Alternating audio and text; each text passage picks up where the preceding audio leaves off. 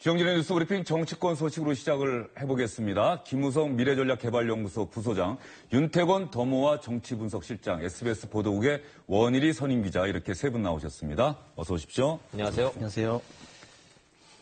야당이 인사청문 보고서를 채택하는 데 동의하지 않았던 강경화 외교부 장관을 문재인 대통령이 지난 일요일에 임명한 이후로 여야의 대립이 격화되고 있습니다. 국회 일정은 전면적으로 중단됐습니다. 어제 운영위원회가 열렸습니다만 야3당이 단독으로 소집한 운영위원회 회의였고요. 민주당 의원들이 잠깐 들어오긴 했습니다만 서로 싸우다가 1시간 반 조금 넘어서 바로 끝났습니다. 그런데 오늘 여야 4당의 원내대표들이 오후 2시부터 만난다고 해서 정치부 기자들이 촉각을 곤두세웠습니다. 실제로 만나고 있습니까? 아니면 무산됐습니까? 사실상 무산이 아니고요. 무산됐어요. 무산됐습니까? 연기가 됐거나 지금 논의 중인 게 아니고 모든 논의 자체가 지금 끝났고 무산됐다라고 김동철 국민의당 원내대표가 말한 걸로 미뤄봐서 오늘 내일 지금 무산된 거라고 지금 봐야 될 것 같습니다. 그럼 왜 깨졌느냐? 서로의 뜻이 맞지 않는다 이렇게 좀 대답을 하고 있고요. 누가 먼저 깼느냐? 자유한국당이 깼느냐? 민주당이 지금 못 받는 거냐? 어느 쪽이 지금 문제가 되는 거냐고 물었더니 내 입으로는 얘기하지 못하겠다는 거예요. 그러니까 김동철 국민의당 원내대표가요? 그렇죠. 그러니까 그렇지만 하여튼 서로의 뜻이 맞지 않는 건 4당이 이 이른바 그 원내대표 회의가 열리는 조건에 대해서 지금 생각들이 다 다르다는 겁니다. 예를 들어서 희망의 끈은 지난 어젯밤에 만났던 비공개 회의였었죠. 비공개 회동은 이루어졌단 말이에요. 4당 원내대표들이. 거기에서 만나서 한 사람들은 세 가지 조건을 했어요. 대통령이 표명을 한다. 예. 그다음에 운영이 연다. 그다음에 인사 검증 시스템에 대해서 다시 한번 그런 거 들여다본다. 이 세 가지 요구 조건에 대해서 그럼 합의문을 그럼 써달라는 게 요구 조건이었단 말이에요. 자유한국당에서. 아무도 이런 문제들이 걸림돌이 되지 않았을까 이렇게 추정은 가능합니다. 어제 밤에 민주당 쪽에서 나온 얘기는 대통령 사과 부분은 그거는 좀 지난번에 이미 얘기한 거 아니냐. 나머지 두 개는 빼고 나머지는 좀 전향적으로 생각해보자까지 갔었는데 지금 각 당이 그런 디테일한 문제에 대해서 생각들이 다 달랐다는 거예요. 결국은 2시 회의는 전부 다 무산됐습니다. 국민의당 김동철 원내대표가 내 입으로 얘기 못하겠다라고 하는 것은 국민의당 책임은 아니라는 얘기 같기도 한데 자유한국당과 민주당 그런데 말이죠. 사실 이럴 때 누구에게 더 큰 책임이 있느냐고 얘기하는 것, 따지는 것 자체가 어떤 면에서 보면 시청자 여러분들은 그런 얘기도 아마 듣기 싫으실 것도 같은데 어떻습니까? 종북적인 책임은 역시 여당에 있다고 봐야겠죠. 사실 풀어나가야 할 것도 여당이고 전국의 최종적인 책임을 지고 있는 것도 여당이기 때문에 여당이 주도권을 가지고 있는 대가로 치러야 하는 책임감 아니겠습니까? 그런 면에서는 많은 사람들이 여당에서 문제를 풀어야 한다 이런 얘기를 하고 있는 거고요. 그런데 여당 입장에서도 여러 가지 곤란한 측면이 있어요. 청와대하고 여당이 지금 같은 녹사를 내지 못하고 있거든요. 그리고 속뜻이 어떤지 조율 같은 것들도 명확하지 않고 그래서 대통령 사과 문제나 입정 표명 이런 부분들에 대해서도 여당에서 확실하게 얘기를 못하는 측면이 있을 겁니다. 그런 것들이 복합적으로 작용을 하면서 지금 여러 가지 그 딜레마 같은 게 벌어지고 있는데 오늘의 무산은 역시 여나 야나 지금 당장에는 그렇게 급할 게 없다라고 생각하는 측면이 있는 것 같아요. 역시 지금은 이슈 자체가 안보나 외교 이슈로 확 쏠려 들어가면서 결국 인사 부분에 대해서는 약간 안으로 들어가 있는 그런 상황이기 때문에 지금 당장 급할 게 없고 지금 외교 안보 부분이 워낙에 크기 때문에 이 와중에 뭔가 시간을 가지고 내부에서 인사 문제를 풀어야 한다. 내후 외환인데 내후는 외환이라고 하는 그 포커스가 있을 때 내후를 좀 풀어나가야 한다라는 게 있긴 하지만 아직은 그것을 풀 만큼 그렇게 절박하진 않다 이런 생각이 듭니다. 김우석 부소장은 여당의 책임이 더 크지 않겠느냐 이렇게 얘기를 했는데 윤태권 실장 생각은 어떠세요? 이제 흔히 우리가 그런 말 하지 않습니까? 잘못을 떠나가지고 형이 양보해야지 이런 것처럼 그런 식으로 하면은 정부 여당의 책임이 있다고 볼 수 있겠죠. 하지만 이제 구체적으로 들어가 보면은 조금 다르지 않나 싶은 게 있어요. 그리고 지금 김 부소장님 말씀하신 것처럼 지금 현재 야당, 그중에서 자유한국당 같은 경우에 조금 파행상으로 가는 것에 대해서 부담이 덜한 것 같습니다. 예컨대 여론의 압박이라는 것은 어차피 욕먹고 있는데 한 번 더 욕먹는다라고 해가지고 크게 더 아플 것이 없다. 그리고 자유한국당 같은 경우에는 전당대회를 앞두고 있지 않습니까? 전당대회를 앞두면은 아무래도 당의 이제 원래 지지층들에 대해서 소구력이라든지 그쪽에 대해서 신경을 더 쓸 수밖에 없는 면이 있죠. 그러니까 정부하고 좀 각을 세운다 이런 것도 보여줄 필요도 있고 또 하나 더 보자면은 지금 이제 원내대표 회동이 잘 안 되고 그래서 이제 상임위가 공전되고 있는 면은 있지만은 자유한국당 입장에서는 몇몇 이제 청문회는 또 한다는 거거든요. 조대엽 후보자라든지 이런 부분에 대해 가지고는 이걸 청문회 안 할 이유가 없다. 임산부 하자. 사회부총리 그렇죠. 청문회도 하겠다는 얘기니까. 그렇죠. 그럼 거기에서는 자기들은 그 부분에 대해서는 뒤에 우리가 이야기할 수 있겠지만은 흠결이 좀 있다고 보는 것 같아요. 그래서 오히려 그 청문회가 더 장이 될 수 있다. 그렇게 보는 것 같고 답답하기로는 이제 여권이 더 답답할 텐데 문 대통령이 출국하기 전에 풀리지 못한다면은 그냥 어차피 다녀와가지고 할 수 있다. 그 기로에 서 있는 게 아닐까 싶습니다. 추경 예산안, 일자리 창출을 위해서 정말 필요하다면 추경 예산안 지금 제출한 상태고, 그리고 정부조직법 개정안 빨리 처리해야 뭐 거기에 맞게끔 정부 부처도 바꿀 수가 있고 장관 임명한 것도 그렇게 될 텐데, 뭐 그런 면에서 보면은 정부 여당이 조금 더 마음이 조급할 것도 같습니다. 그럴까요? 글쎄요. 저는 지금 이 시점에서 대한민국 국회를 바라보면서 떠오르는 단어가 인디안 기후제라는 것 같아요. 인디안 기후제가 뭐냐면 과거에 아메리카 대륙의 인디안들은 비가 안 와서 가뭄이 극심해지면 기후제를 지냅니다. 근데 인디안들이 기후제를 지내면 반드시 비가 내립니다. 말이 안 되는 소리 같지만 말이 됩니다. 왜냐하면 비가 내릴 때까지 기후제를 지냅니다. 계속 떠들고 계속 기도하고 뭐라고 떠드는 거죠. 그러면서 북치고 장구치고 하면서 기도하면서 서로가 떠들면서 기후제를 지내면 언젠가는 비가 오는 거죠. 한 달, 두 달, 세 달 계속 기후제를 지내다 보면 비가 내린다는 말이죠. 대한민국 국회는 이 일을 이런 식으로 처리해 왔던 거예요. 지금 중요한 거는 여당이 더 책임이 크냐 야당이 더 책임이 크냐를 잘잘못을 가리는 것이 불가능한 것이 기후제 지내는 심정으로 비 내릴 때까지 서로 떠든다는 게 입장이거든요, 지금. 근데 아주 공교롭게도 주어만 바뀌었을 뿐이지 여와 야가 입장이 딱 180도 바뀌어서 이렇게 싸우고 있는 한도 내에서는 누가 더 갑갑할 이유도 저는 없다고 봐요. 왜냐하면 정부조직법 중요하죠. 그러나 이것이 하루 이틀 만에 이렇게 야당의 요구를 다 들어주면서까지 할 이유도 없고 야당 입장에서도 이거를 들어줄 거라고 생각하는 것 같지 않아요. 제가 보기에는. 결국은 비 내릴 때까지 계속 지금 싸우겠다는 얘기인데 이거를 지켜보는 이제 국민들만 답답할 뿐이지만 대한민국 국회는 이런 식으로 일처리를 해온 곳에 여든 야든 너무나 익숙해져 있다는 점에 대해서 개탄하지 않을 수가 없습니다. 예, 뭐 인디안 기후제 얘기까지 하셨는데 어쨌든 간에 시청자 여러분들은 이런 정치권 소식 들으실 때 뭐 기분이 별로 좋지 않으실 것 같습니다. 어떡합니까? 또 기분 좋지 않은 소식을 다시 보여드려야 될 것 같은데 어제 열렸던 국회 운영위원회 뭐 사실은 야당, 야3당이 우리가 조국 청와대 민정수석 안경원 전 법무장관 후보자 중도 사퇴한 만큼 인사 실패한 것 아니냐. 그러면 나와서 우리에게 그 잘못을 인정해라. 우리가 잘못을 추궁하겠다. 이렇게 야당이 단독으로 소집했던 국회 운영위원회입니다. 민주당 의원들 그런데 들어왔습니다. 들어왔는데 뭐 어떤 서로 간의 정책적 질의라든가 앞으로 어떻게 운영위원회를 이끌어갈 것인가 이런 얘기는 전혀 하지 못하고요. 목소리 높이고 삿대질 하다가 끝났습니다.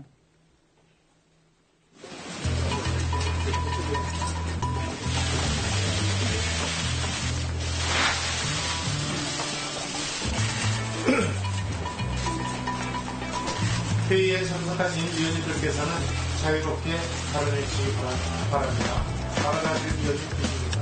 이 회의가 수집된 이유는 최근 문제가 되고 있는 문재인 정부의 불량 인사와 관련된 겁니다. 그럴싸한 말만 만들어 놓고 문재인 대통령과 청와대의 오만함은 반드시 짚고 넘어가야 할 문제입니다. 조국 민정수석은 본인의 소신을 손바닥 뒤집듯 마구 뒤집고 있습니다. 오죽하면 조국의 최근 인사를 관련된 사실을 확인할 필요가 있습니다. 사드 배치와 관련해서 가만히 계세요. 내가 사회니까 가만히 말씀드리겠습니다. 계세요. 대통령과 청와대는 이러한 일들에 대해서는 아직까지 이런 방구조차 없는 겁니까? 주민들이 더위용 안보 진작을 모든 책임을 지고 그 자리에서 내려오시기 바랍니다. 저는 그 자리에 이상하게 없다고 생각합니다. 이상입니다. 자, 제가 의사 진행 발언하는 게 아닙니다. 발언을 하라고 말씀하셔서 발언했습니다. 무슨 발언이요? 누가 의사 진행 발언을 했어요? 어디다 딱 쳐요? 다시 뭐하고 죽는 거야, 이거? 자, 왜 쳐요? 늦게 와가지고 뭐 하는 거야? 왜 쳐요? 발언하고 이제 무슨 소리 하는 거야? 왜 쳐요? 반말하지 마세요. 먼저 하지 마세요, 이렇게. 내가 언제 반말했어? 반말하지 마세요. 반말하지 마세요. 그리고 의사진행 발언이 아닙니다. 그거 의사진행 발언이에요. 아니, 위원장님 좀 말씀을 하라고 얘기하세요. 무슨 발언이야? 누가 의사 발언해? 김경호 의원. 반말하지 마시고. 반말하지 마시고. 이 사회는 내가 보고 있으니까 조금 이따 얘기하세요.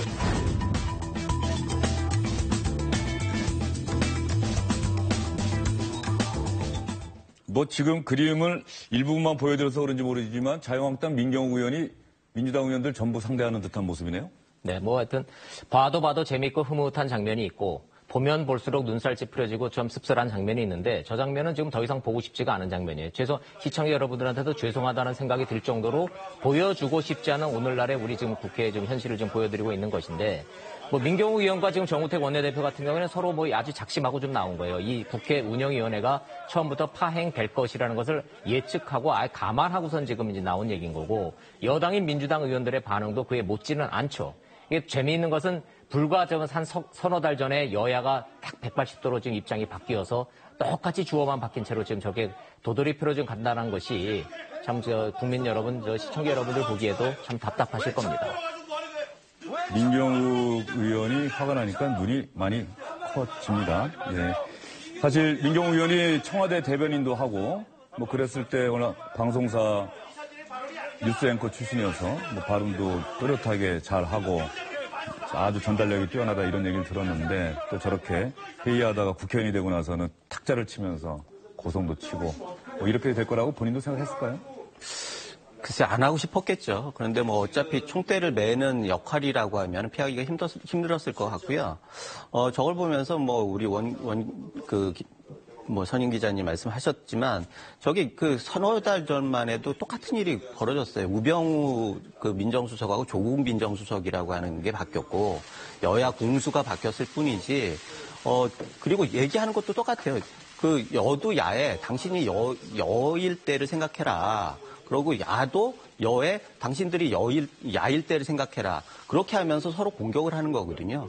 그래서 저런 모습을 보는 국민들이 어떻게 볼까라고 하는 생각들도 하지만 또 하나는 걱정이 되는 게 역시 가장 정확한 예언자는 역사라고 하는 얘기가 있어요. 그런데 여당이 얘기하는 것도 뭐 양쪽 다 일리는 있어요. 그런데 여당은 사실 국정을 책임져야 하고 성공한 정부를 만들어야 할 목표가 있는데 과연 실패한 전례를 따라가는 것들이 맞느냐라고 하는 부분들에 대해서 역시 뭐 책임 문제가 아니라 더 큰 분발을 해야 할 건 여당이 아닌가 이런 생각이 들고요.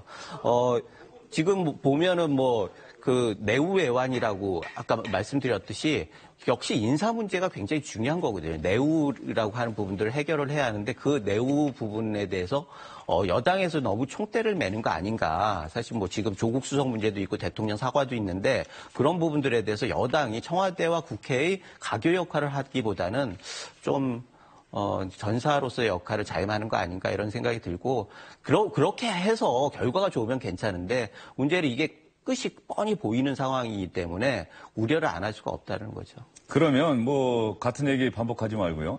뭐 여당과 야당이 불과 얼마 전에 입장이 바뀌었고 대선 끝나고 나서 또 서로가 서 있던 자리를 바꿔서 똑같은 얘기를 반복하고 있다. 이 얘기는 뭐 여러 차례 했으니까 도대체 이 고리를 언제 누가 먼저 끊어야 할까요? 이거 좀 답답한 말씀인데 좀 오래 갈 것 같아요. 왜 그러냐면은 이번에 뭐 임사 문제에 대해 가지고는 아까 원 기자님 말씀하셨지만은 언젠가 비가 오겠죠. 뭐 비가 제 생각에는 7월 초쯤이면 그래도 오지 않을까 싶은데 이게 해결된다 하더라도 이런 지금 국회 운영위의 구조적 문제, 정우택 원내대표 이제 야당 원내대표가 운영위원장을 맡고 있지 않습니까? 이게 관행상으로는 여당 원내대표가 맡는 것인데 이 국회하고 대통령 선거하고 미스매치가 있다 보니까 지난번에 원내대표를 맡아가지고 있는 거잖아요. 어제 같은 경우에도 조홍천 의원이 민주당 조홍천 의원이 이게 확립된 관행이니까 내놓아라 그런 것인데 확립된 관행은 맞는데 저쪽이 이제 자유한국당 입장은 아니 그 뭐 법으로 정해놨냐 이런 것이고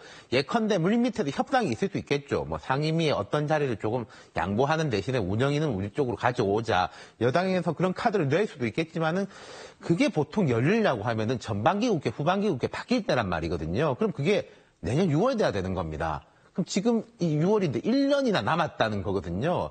특단의 어떤 상황, 뭐 여당에서 아주 큰 걸 양보한다든지 야당에서 뭔가 전향적으로 뭘 하지 않는 이상은 운영위가 저런 구조로 갈 가능성이 매우 높죠.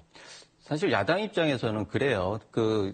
기억하시겠지만 작년에 법사위와 운영위원회를 차지하는 대가로 국회의장을 내줬지 않습니까? 그래서 결국 그것이 어떻게 역할이 되는지 모르겠지만 그 이후로 여당이 몰락하는 그런 계기가 됐는데 사실 이 운영위원회라고 하는 것들이 그 정도로 중요한 상황이에요. 그런데 임기를 다 채우지 못하고 내놓으라고 하는 것 자체가 운영위원회가 중요하다고 말씀하시는 논거는 운영위원회가 청와대를 소관부처로 두고 있기 때문입니까? 네. 예. 아니, 그리고 운영위원회가 자체가 사실 여당의 원내대표가 할 만큼 그렇게 중요한 건데 여당이었던 데에서 임기를 남겨놓고 그만두라고 하는 것도 그만큼 명분이 있어야 하는 거 아니겠습니까? 그런데 여당에서 그에 해당하는 무엇인가 양보를 하지 않고 야당에서 그걸 내놓기라는 정말 쉽지 않은 일이죠. 그렇죠. 이제 질문의 요지가 끊임없이 정말 국민들을 괴롭히는 이 되돌이표 이 공수 전환. 정권이 바뀔 때마다 여당과 야당이 이렇게 서로 그냥 언제 그랬냐는 듯이 입장이 바뀌어서 이 떠드는 이 악순환의 고리를 그럼 누가 언제 어떻게 끊어야 될 거냐라는 것이 질문의 요지였다면은 제 개인적인 생각은 수많은 정치 전문가들하고 만나서 내린 결론은 그래도 결국은 정부 여당이 그 고리를 끊으려는 노력을 해야 된다는 데를 일치하는 데는 그건 이견이 없는 것 같아요. 어찌됐든 지금 야당이 과거 몇 달 전에 여당이었는데 그대로 돌려준다라고 하는 것은 지금 야당한테 요구할 수는 없는 것이고 어찌됐든 그 고리를 끊을 의지가 있다면 정부 여당이 먼저 이 고리를 끊는 것이 정답이라는 데는 이견은 없는데 중요한 것은 협치가 이렇게 말처럼 쉽지가 않다라는 거죠. 협치의 전제 조건은 뭔가를 줘야 되는 건다라는 거죠.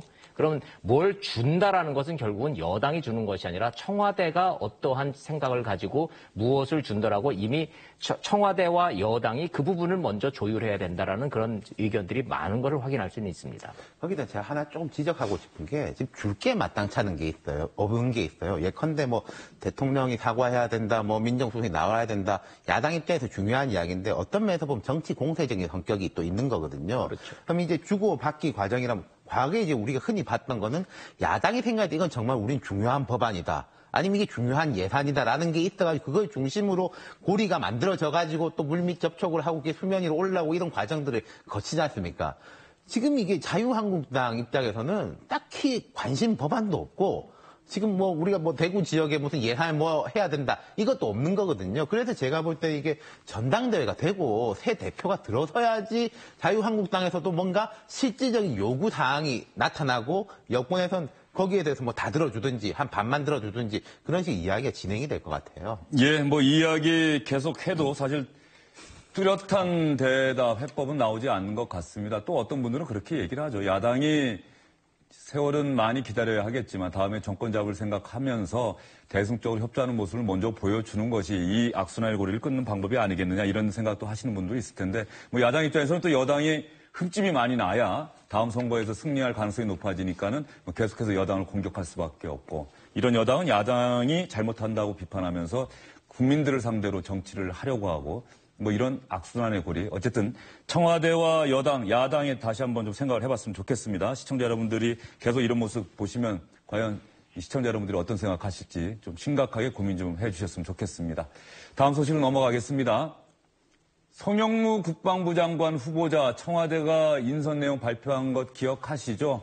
그런데 이 강경화 외교부 장관 임명 이후로 여야의 대치 전국이 계속되면서 인사청문회 언제 열릴지 모르겠습니다. 다만 계속해서 언론 보도를 통해서 또 야당에서 이 송영무 장관 후보자도 상당히 여러 문제점이 있는 것이다 이렇게 얘기를 하고 있습니다. 먼저 이 송영무 장관 후보자 인선을 발표할 때 청와대가 먼저 스스로 공개한 내용이 하나 있습니다. 송영무 국방부 장관 후보자는 해군 출신으로 국방 전략과 안보 현안에 대한 전문성과 업무 추진력을 겸비하고 있으며 군 조직과 새 정부의 국방 개혁에 대한 이해도가 높다는 것이 평가되었습니다. 송영무 국방부 장관 후보자는 주민등록법 위반이 확인이 되었는데 이것은 주민등록법 위반이 확인되었는데 군인의 특성상 발생한 문제로 파악됐다고 청와대가 밝혔는데 언제 있었다는 얘기입니까? 청와대 설명? 89년이요. 지난 1989년이었고 그때 이제 송영무 후보자는 경남 진해의 군인 아파트 관사에 살고 있었고요. 주소지를 대전의 부친 집으로 이전을 했습니다. 해명은 이렇습니다. 군인공제가 대전에 지은 아파트를 분양받기 위해서 주소지를 거기다 놓을 수밖에 없었는데 내가 사는 곳은 군인 관사였기 때문에 불가피하게 주민등록법을 위반했다고 굳이 주민등록법 위반이라고 강조를 하고 있어요. 위장전입이 아니라는 거예요. 근데 이제 문제는 이제 조금 이따 이제 계속 얘기가 나오겠지만 이 횟수가 지금 늘어나는 게 지금 좀 문제가 좀 되고 있죠. 예, 뭐 얘기 나왔으니까 자유한국당 김학용 의원이 청와대는 한 차례만 얘기를 했는데 찾아봤더니 세 차례가 더 있더라 이렇게 얘기를 했죠.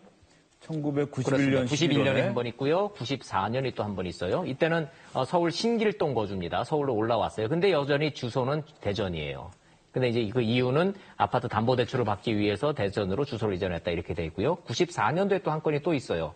94년, 97년 또 있어요. 역시 주소지는 실질 거주지는 바뀌지 않았습니다. 신길동 자택이었고 또 역시 대전에 있는 형님 자택으로. 재밌는 거는 그 위장전입을 하고 주민등록을 계속 옮기는 그 주소지가 대전에 있는 부친 자택, 형님 자택 이렇게 해서 대전 쪽이에요. 그래서 이유가 뭐냐 이렇게 물었더니 가능하면 주소를 그냥 옮기더라도 딴 데 가지 말고 이 친인척들 집에 쪽으로 해달라는 집안의 요청이 있었다. 이렇게 또 해명을 좀 했습니다.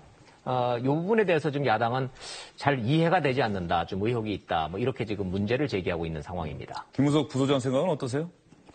일단 위장전입 문제는요. 뭐 횟수가 늘어난 부분들도 있어요. 강경화 장관 같은 경우에도 미리 얘기를 했지만 그것들이 자꾸 말이 바뀌면서 뭐 문제가 됐던 경우가 있었기 때문에 이거는 인사청문회에서 좀 조목조목 따져볼 필요가 있다 그런 생각이 들고요. 뭐 추가로 나온 얘기들이 있잖아요. 셀프 그 훈장 문제 이 부분에 있어서도 뭐 위법은 아니지만 부적절했다 이런 얘기를 할 수 있는데 가장 결정적인 건 역시 로펌과 방산업체에서 고액 자문료를 받았다 이런 부분 아니겠습니까? 그래서 역시 쟁점은 이런 부분들이 될 텐데 거기에 대해서 어떻게 공격하고 어떻게 방어할지 이런 부분들에 대해서 관심이 많이 가고요. 결국은 지금 앞으로 장관이 될 부분은 방산 비리에 대해서 확실하게 개혁을 할 사람이라고 하는 게 첫 번째 임무 아니겠습니까? 물론 뭐 정자권 문제나 다른 문제들도 있겠지만 가장 현격하게 드러날 수 있는 성과라고 하는 것들은 역시 방산 비리 부분인데 그 부분에 대해서 결코 자유로울 수 없는 사람이 장관으로 임명하는 건 문제다. 이런 것들이 야당 쪽의 입장인 것 같고 그런 면에서 여기에 대해서 적극적으로 좀 논리를 좀 만들고 변명을 만들어 나가야 할 것 같은데 이 문제는 사실 그렇습니다. 지금 방산업체와 로펌과 그 실력자, 과거에는 이 실력자라고 하는 것들을 법조계 인사나 아니면은 고위공직자 이런 부분들이 주로 얘기됐는데 지금 방산비리 문제가 나오면서 결국 유력한 그 군인이 그 핵심 고리가 되는 경우가 또 발생했어요. 그렇다고 하면 이 먹이 사슬에서 어떤 해법을 만들어낼 수 있을 것인가라고 하는 부분들이 결국 송 후보자에 대한 그 임명 동의에 굉장히 중요한 그 요소가 되지 않나 이런 생각이 듭니다. 윤태곤 시장 생각은 어떠세요? 위장전입, 뭐 셀프 훈장, 그다음에 법무법인에서 거액의 자문료를 받았다. 제가 이제 여당 의원들하고 좀 이야기를 해봤는데. 네. 위장전입 같은 경우에 청문회에서 구체적인 게 더 나오는지 봐야 되겠지만은 이게 뭐 큰 집을 한다든가 뭐 강남에 뭘 어떻게 한다든가 그런 차원은 아닌 것 같아요. 드러난 것만 보자면은 그래도 이게 뭐 횟수는 많지만 크게 문제가 될까 하고 제일 큰 건 아무래도 이거 로펌하고 방산업체 부분인 것 같아요. 이분이 2년 9개월간 9억 9천만 원 세전으로 월 3천인데 이 정도 수준이면은 월 3천만 원이요? 그렇죠. 세전으로 월 3천이면은 아주 상당히 높다는 거죠. 그리고 이제 고문이지 않습니까? 예컨대 이제 우리가 정관 예우하면은 뭐 검찰 고위직을 지낸 사람이 이제 어느 큰 법무법인에 가서 아예 변호사 역할을 하는 것이고 또 외교부라든지 공정거래위원회라든지 이쪽 사람들이 이제 고문 역할을 하는데 그 고문치고도 3천만 원은 많다.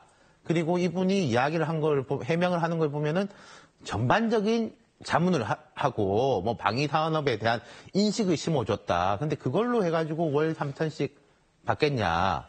이건 조금 이제 문제가 있을 것 같다라는 게 좀 우려를 하고 있더라고요. 여당 의원들이.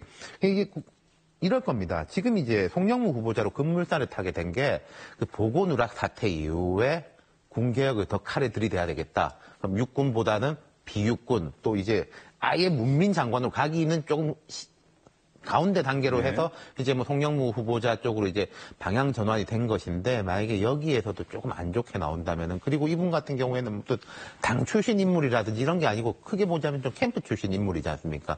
청와대에서 좀 타격이 있을 수 있겠죠. 청와대에서 타격이 있을 수 있다.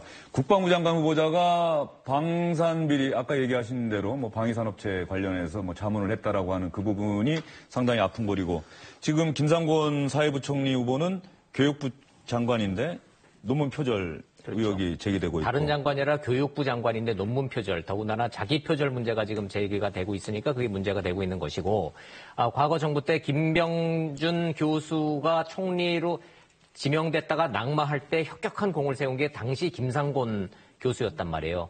전국 교수협회장인가 뭐 그랬던 그렇죠. 거죠? 교수협회 회장을 하면서 어떻게 교육부 장관이 논문 표절을 가지고 이걸 넘어갈 수 있느냐라고 강하게 문제 제기를 하면서 김병준 교수가 총리에서 낙마를 했기 때문에 자기가 똑같은 상황에 걸렸던 이 상황을 어떻게 지금 이게 해소해 나갈 것인가 청와대도 좀 고민을 안 할 수가 없죠. 윤태곤 시장 혹시 얘기 들었어요? 김병곤 전 그 교수가 김병준 전 그러니까 김병준 이분이 저기 김상곤 사회부총리 인사청문회 열리면 증인으로 나오겠다 이런 언론 보도가 있었는데 정말 나오겠다는 겁니까? 어떤 이제 나오고 싶어 하는 것 같아요. 근데 이제 김병준 전 부총리 입장에서 이게 또 뭐 어떤 뭐 사적인 복수로 비치는 것에 대해서는 부담이 가 있는 것 같고 이분이 또 이제 실제하고 무관하게 얼마 전에 뭐 자유한국당에서 뭐 영입을 하니 이런 소리도 있었지 않습니까? 그렇기 때문에 지금은 조금 부담을 느끼는 것 같고 만약에 나간다면은 내 문제에 대해서 내가 그때 표절이 아니었다. 김상곤 지금 후보자가 표절인지 아닌지는 내가 알 바가 아니고 그런 식의 이제 언급을 하겠다라는 건데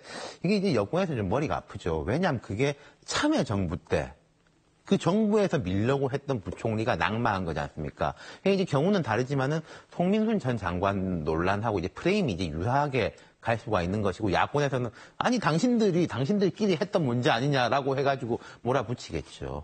예. 알겠습니다. 정치권 소식은 이쯤에서 정리를 하도록 하겠습니다. 세 분은 여기서 보내드리겠습니다.